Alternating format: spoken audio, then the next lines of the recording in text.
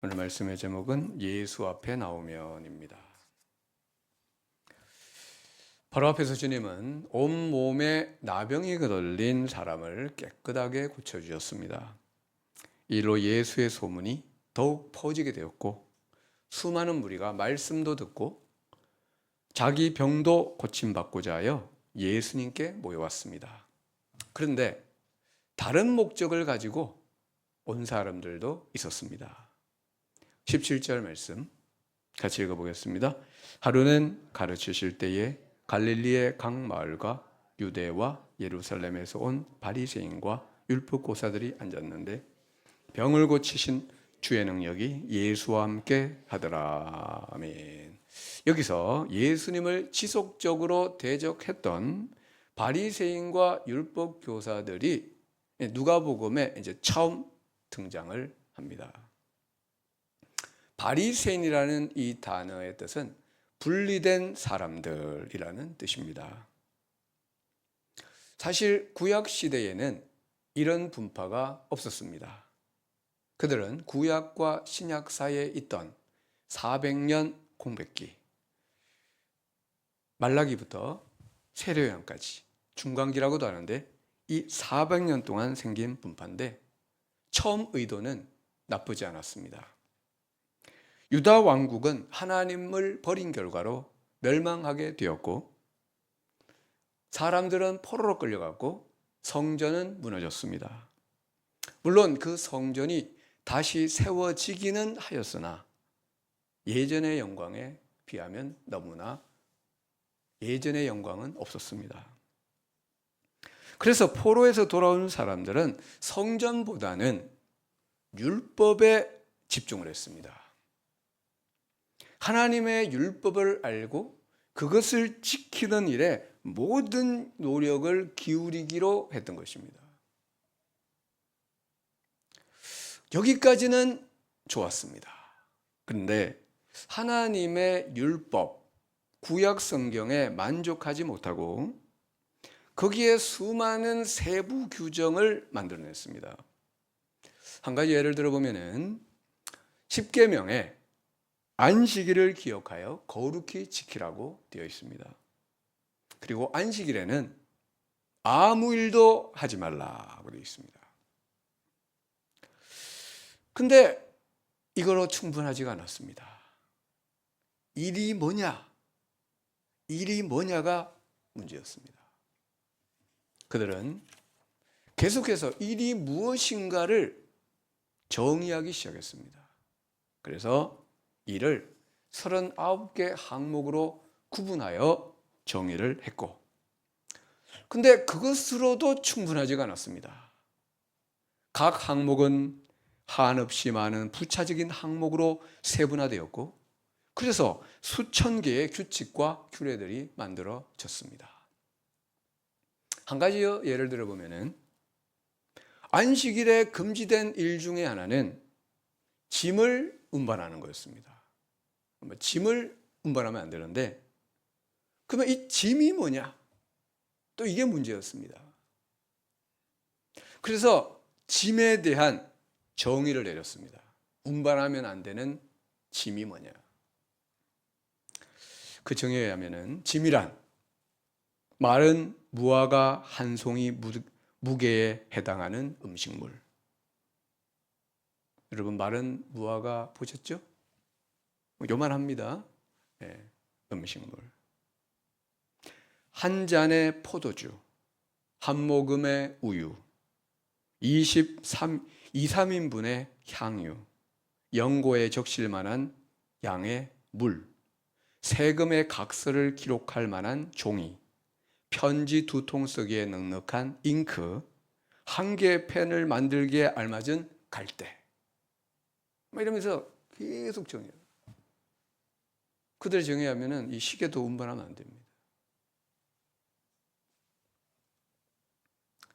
원래 안식일은 사람을 위해 주신 것인데 그들은 사람이 만든 세부 규정으로 자신과 다른 사람을 올감했던 것입니다. 그들은 네 이웃을 네 몸과 같이 사랑하라는 하나님의 계명은 버리고 자기들이 만든 이런 세부 규정, 전통으로 다른 사람을 감시하고 비판하고 정죄했던 것입니다. 당시 주님 앞에는 두 종류의 사람이 나와 있었습니다. 첫째는 주님과 그 말씀을 사모하여 말씀을 듣기 위해 나온 사람들이 있었고, 다른 사람은 예수님에 대한 반감으로 흠잡을 것을 찾기 위해 나오는 사람들이 있었습니다. 예전에 제가 어떤 교회 담임 목사 청빙 설교를 하러 갔습니다. 근데 여기 중앙에 어떤 분이 딱 폼이 심사관처럼 앉아 있었습니다. 설교 심사관. 설교 잘하나 못하나 딱 이렇게 팔짱을 끼고 보고 있는 겁니다. 여러분, 이 세상에서 가장 복된 사람이 누굴까요? 심령이 가난한 사람입니다. 의에 줄이고 목마른 사람입니다. 주님 말씀에 갈급한 사람입니다. 이들은 참으로 복이 있는 사람입니다. 왜냐하면 천국이 그들의 것이기 때문에. 그들은 하나님의 양식과 은혜와 말씀에 배부르게 되기 때문입니다. 우리 모두 이런 심령의 사람이 되기를 소망합니다. 그런데 여기 심령이 아주 가난한 사람들이 예수님께 나왔습니다. 18절 같이 보겠습니다. 한 중풍병자를 사람들이 침상에 메고 와서 예수 앞에 들여놓고자 하였으나, 중풍병자는 스스로 움직이지를 못하는 사람입니다. 그래서 그가 먼저 사람들에게 부탁했을 수도 있고, 아니면 사람들이 예수님께 가자고 했을 수도 있는데, 분명한 것은 그들이 한 마음이 되어 가난한 심령으로 주님께 나왔다는 것입니다. 한 마음이 되어가지고. 19절에 보면요, 무리 때문에, 그 집 앞에 왔는데 무리 때문에 메고 들어갈 길을 얻지 못한지라. 그래서 지붕으로 올라가 기와를 벗기고 병자를 침상째 무리 가운데로 예수 앞에 달아내리게 되었습니다. 당시 이스라엘의 일반적인 주택의 형태를 보면 그림이 있는데, 그림, 일반적인 그 주택의 형태를 보면은 이제 담이 있고 담 안에 이제 마당이 있습니다. 그리고 주택이 있고, 그리고 사람이 올라가서 뭔가를 할 수 있는 널찍한 지붕, 옥상이 있고, 그리고 그 옥상에 올라갈 수 있는 계단이 있는, 이게 이제 일반적인 구조였습니다. 사람들이 중풍병자를 침상에 메고 예수님께 나왔는데 마당과 집안에 사람이 그냥 꽉득했습니다. 근데 마당까지는 어떻게 들어갔는데 집안에는 막 도저히 못 들어가는 겁니다. 그걸 어떻게 해야 됩니까? 이제 포기하고 돌아갈 것이냐? 그것이 아니고 지붕으로 올라갔습니다. 그리고 기와를 벗겼다. 아까 보면 기와는 없지요? 기와는 없습니다. 기와는 진흙이라는 뜻도 있습니다. 당시 지붕은 천장을 가로지르는 이런 둥근 통나무들을 이렇게 가로 세로 놓고 거기다가 나뭇가지를 촘촘히 얹습니다. 나뭇가지를 소나무는 없겠죠. 여기는 종려나무까지 이런 걸 촘촘히 놓고 그 위에다가 진흙을 이렇게 바르는 겁니다. 그러니까 단단하게 굳겠죠. 그게 이제 가옥의 일반적인 형태인데, 이 사람들이 이제 지붕으로 올라가서 그 마른 진흙을 걷어내고, 이렇게 짝대기로 막 이렇게 하면 이제 파지니까 걷어내고, 나뭇가지를 치우고 통나무를 제치고 이제 줄을 매달아 가지고 침상째 예수님 앞으로 달아 내렸던 것입니다. 집안에는 사람들이 가득했습니다.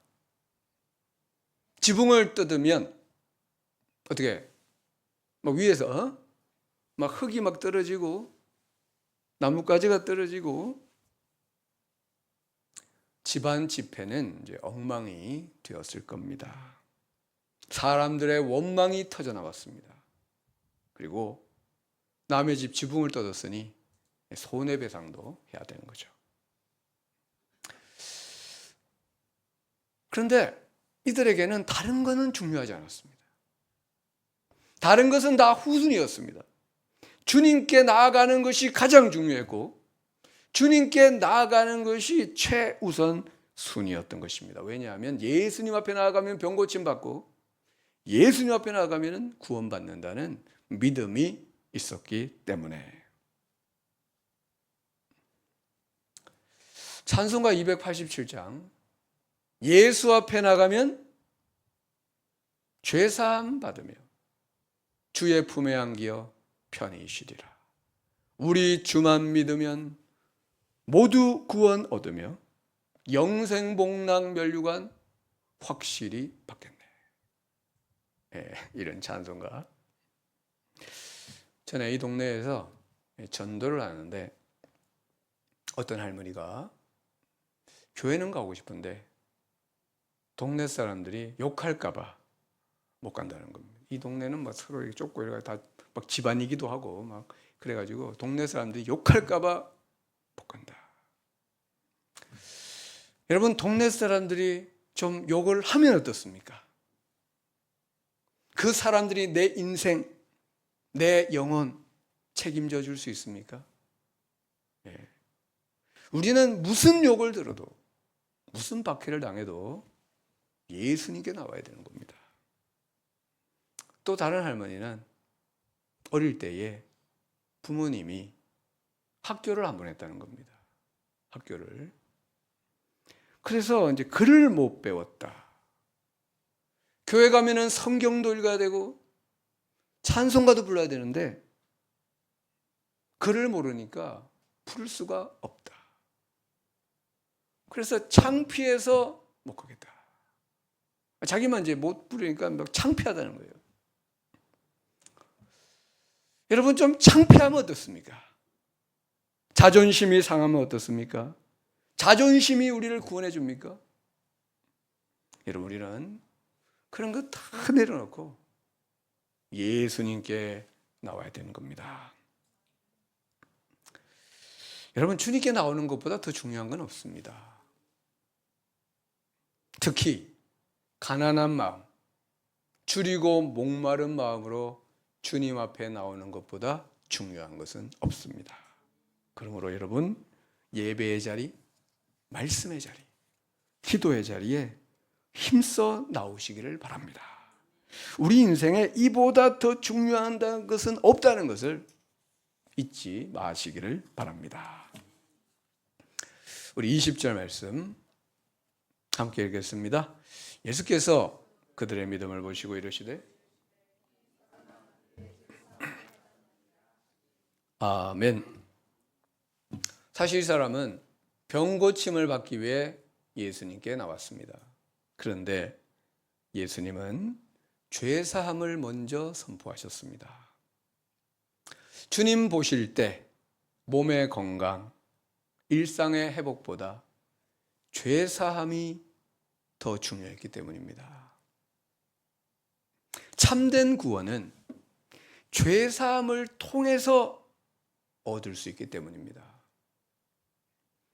여러분, 우리는 나 자신과 올바른 관계를 맺어야 되고 다른 사람과도 올바른 관계를 맺어야 되지만 무엇보다 중요한 것은 하나님과 올바른 관계를 맺어야 됩니다. 근데 하나님과 올바른 관계를 맺으려면 죄사함을 받아야 됩니다. 죄사함 없이는 올바른 관계를 맺을 수가 없습니다. 그래서 주님은 가장 먼저 죄사함을 선포했던 것입니다. 이게 가장 중요하기 때문에. 최근에 제가 안동에 있는 어떤 목사님의 소개로 한국 농어촌 선교회, 줄여서 농선회라고 하는데 그 활동을 하게 되었습니다. 뭐 여러 가지 활동이 있는데 그 선교회에서는 여러 가지를 하는데 이제 보통 참여하시는 분들이 두 가지 활동을 하는데 2달에 한 번씩 농어촌 목회자 학교, 그래가지고 농어촌 목사님들, 그 소속 목사님들이 모여가지고 오전, 오후 이 목회에 대한, 특히 이제 농어촌 목회를 어떻게 잘할 것이냐. 여기도 농촌 맞죠? 나가면 농촌이죠. 예. 어떻게 할 것이냐. 그거를 같이 이제 공부하고 또 함께 강의 듣고 이런 시간입니다. 지난 5월에 한번 다녀왔는데 많은 유익을 얻었습니다. 또 한 가지는 농어촌 목사 합창단, 뭐 그런 게 있어요. 합창단 1년에 4번 모여서 연습을 하는데, 계명대 그 교수님이 와서 지휘를 하시더라고요. 연습을 시키고 지휘를 아주 잘 하시더라고요. 연습을. 그리고 이제 발표회가 있습니다. 10월 말에 그 농어촌 선교의 밤이라는 행사가 있는데, 서울 영락교회 선교관에서 추수감사 목사 합창단 발표회를 하게 됩니다. 저도 아마 그때 해야 될 것 같은데, 여러분 멀어서 안 오셔도 됩니다. 그런데 지난주에 처음으로 연습을 다녀왔습니다. 연습 장소는 대전 세로남 교회, 서울 그 사랑의 교회 오정현 목사님 동생이 오정호 목사님이라고, 그분이 담임하시는 교회인데 엄청 큰 교회입니다. 전국에서 한 30여 명의 목사님들이 모이는데, 이제 이 근처 분들은 안동에서 모여가지고 이제 함께 한 차로 갔다가 오는데, 오며 가면서 목사님들과 좋은 대화를 많이 나누었습니다. 그 중에 은퇴를 한 1년 앞두신 한 목사님의 말씀을 들었는데, 회개 기도에 대한 말씀이었습니다. 회개 기도. 목사님은 사모님과 함께 매일 밤 7시 30분에 예배당에서 이제 저녁 기도회를, 사모님과 함께 저녁 기도회를 하시는데, 회개 기도를 집중적으로 한다는 겁니다. 회개 기도. 회개 기도문이 있는데, 이 기도문으로 매일 10번씩 그 회개 기도문을 읽으면서 10번씩 회개 기도를 드린다. 그러면서 회개 기도 드려서 받은 은혜가 있다고 하면서 간증을 하셨습니다. 이 목사님도 어떤 공부 모임에서 회개 기도를 배웠고, 그 가르치시는 이제 교수님이 회개 기도문을 주셨는데, 그 회개 기도문을 이제 받은 거죠. 그러니까 이제 그 기도문을 기반으로 해서 이제 회개 기도를 매일 열심히 하는 겁니다. 당시 목사님께는 결혼하지 않은 39된 아들이 하나 있었답니다. 거의 막내 아들인데, 결혼하지 않은 39된 아들이 하나 있었는데, 이 아들 결혼하는 게 이제 큰 기도 제목인 거죠. 근데 매일 회개 기도문을 가지고 회개 기도를 드린 지 3개월 만에 그 아들이 결혼을 했다는 겁니다. 그러니까 이 기도를 하기 3개월 전에는 아예 여자친구도 없었는데, 그 사이에 믿음 좋은 아가씨를 어떻게 소개받아가지고 딱 만났는데, 첫눈에 서로가 눈이 맞은 겁니다. 그래가지고 3개월 만에 결혼식을 올렸다. 회개 기도하니까 하나님이 응답해 주셨다고 이제 간증을 하셨습니다. 사실 우리는 무엇을 달라고 간구의 기도를 드려야 하나님이 주신다고 생각을 하지만, 회개 기도만 열심히 드려도 하나님이 주시더라. 왜 그렇습니까? 회개 기도를 드리면 죄 용서를 받고 우리 영이 깨끗해지고 하나님과의 관계가 회복이 됩니다. 그러니까 하나님의 복을 가로막고 있는 걸림돌이 다 제거가 되는 겁니다. 그러니까 하나님이 주시는 복을 그냥 받게 되는 것이죠. 회개 기도에 큰 은혜가 있다고 하면서 회개기도 열심히 하라고 이야기를 하셨습니다. 돌아보니까 제가 감사기도, 간구의 기도는 많이 드리는 것 같은데 회개기도는 많이 소홀했던 것 같아요. 회개기도를 별로 내가 그걸 많이 소홀했더라고요. 그래서 그 목사님께 카톡으로 회개 기도문을 제가 받았습니다. 받아가지고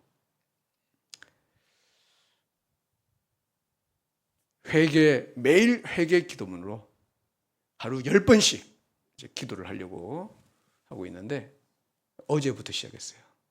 어제부터.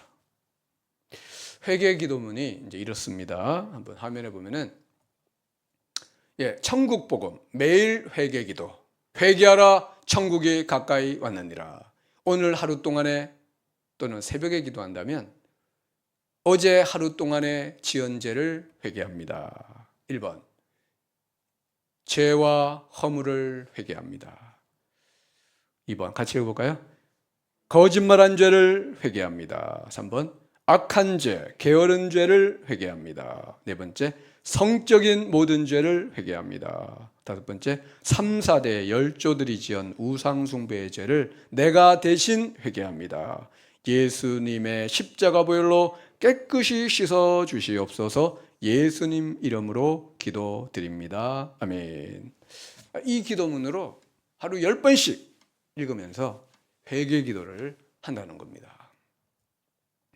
제가 기도하려고 카톡을 받았기 때문에 카톡 보고 기도할 수는 없잖아요. 그래가지고 제가 기도하려고 회개 기도문 카드를 이렇게 만들었습니다. 성구까지 넣어가지고 원래 성구도 있어요. 근데 저기는 없는데 성구까지 넣어가지고 만들었는데 제가 기도하려고 만들었는데 여러분 생각이 나더라고요.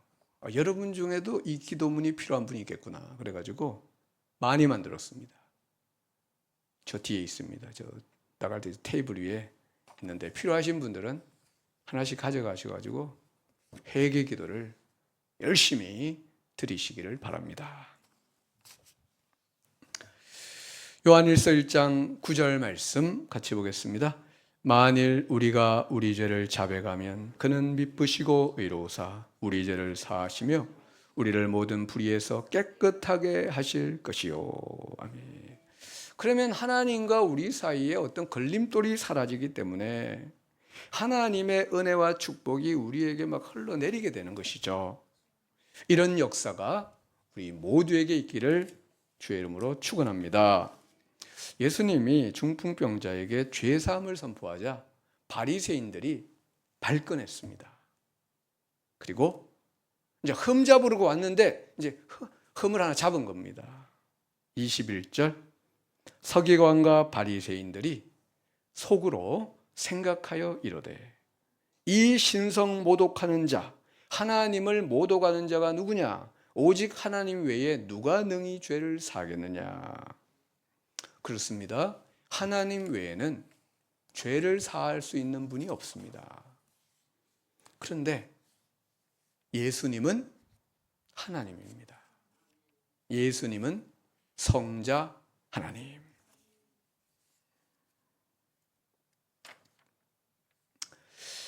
이들은 그 사실을 알지 못했고 알려고도 하지 않았고 알고 싶지도 않았습니다. 그들은 악의와 정오에 사로잡힌 나머지 예수님을 비난할 구실을 찾는데 혈안이 되어 있었던 거죠. 그들은 겉으로는 아무 말 못하면서 속으로만 또 예수님 안 고신 자기들끼리 몰려가가지고 예수님을 욕할 꼬투리를 찾고 있었는데요. 이들은 예수님이 자기들 눈앞에 있는데 세상에서 가장 불행한, 가장 불쌍한 사람이 되었던 것이죠. 예수님께서 그 마음속 생각을 아시고 너희가 마음에 무슨 생각을 하느냐? 그들은 생각만 했는데 예수님 다 알았어요.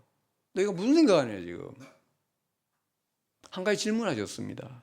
23절 같이 읽어보겠습니다.